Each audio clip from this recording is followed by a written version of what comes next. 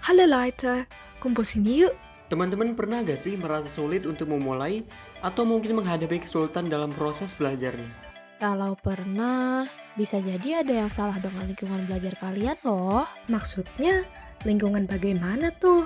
Lingkungan yang dimaksud di sini adalah situasi internal dan eksternal kita ketika belajar. Lingkungan internal yang dimaksud adalah motivasi diri dan lingkungan eksternal adalah. Adalah Simak video ini sampai habis untuk mengetahui lebih lanjut. Kita akan kupas tuntas strategi belajar bahasa asing menurut ilmu psikologi. supaya proses belajar teman-teman bisa lebih enjoy, efektif, dan membuahkan hasil yang produktif. Yuk simak video ini sampai habis. Kenalin, ini Mawar. Mawar adalah mahasiswi yang sedang jatuh cinta dengan Jepang setelah maraton film animasi Ghibli selama liburan di platform streaming Netflix.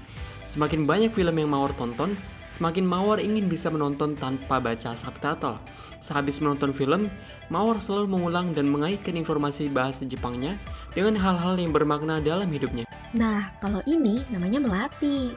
Mahasiswa baru yang ikut les bahasa Inggris agar bisa lulus tes TOEFL yang merupakan syarat lulus salah satu mata kuliahnya. Kalau kita perhatikan, Mawar memiliki motivasi internal, yaitu motivasi yang hadir dari dirinya sendiri, yaitu senangannya ketika menonton film animasi Ghibli. Sedangkan Melati, dia memiliki motivasi eksternal, yaitu motivasi yang hadir karena ia ingin memperoleh sesuatu, yaitu lulus tes TOEFL. Alhasil, setiap kali dia selesai belajar, dia selalu membuat catatan singkat dan menempelnya di tembok. Jadi, motivasi mana yang lebih baik? Motivasi internal atau eksternal? Bukan begitu. Keduanya sama pentingnya loh.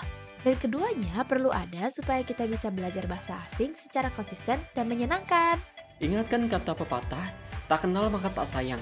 Begitu juga dalam belajar bahasa. Kita harus jatuh cinta terlebih dahulu agar lebih mudah mempelajari bahasanya. Misalnya dengan budaya negaranya, kulinernya, sejarahnya, dan lain-lain. Kalau dalam kisahnya Mawar sih, film dan animasi ya. Karena sekarang teman-teman sudah tahu, jangan lupa merefleksikannya ya untuk menemukan motivasi teman-teman dalam mempelajari bahasa asing. Proses ini penting banget buat teman-teman.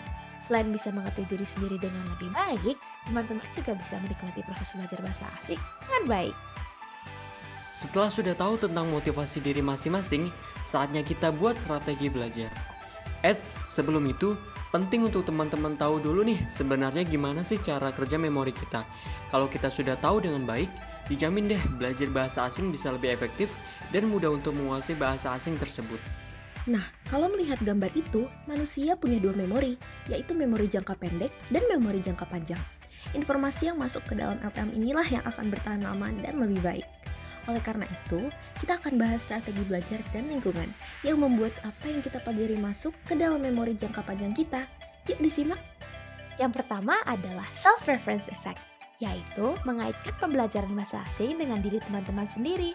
Entah itu belajar dengan hal-hal yang teman-teman suka, ataupun hal-hal yang teman-teman penting dan butuhkan saat ini. Kok bisa? Iya, bisa banget. Karena menurut penelitian Eric Lescott dan kawan-kawan pada tahun 2015, memori manusia jauh lebih baik ketika pembelajaran dikaitkan dengan diri teman-teman sendiri. Misalnya saja Mawar, dia belajar bahasa Jepang dengan menonton film animasi yang dia suka. Itu membuat dia mudah mempelajari bahasa Jepang.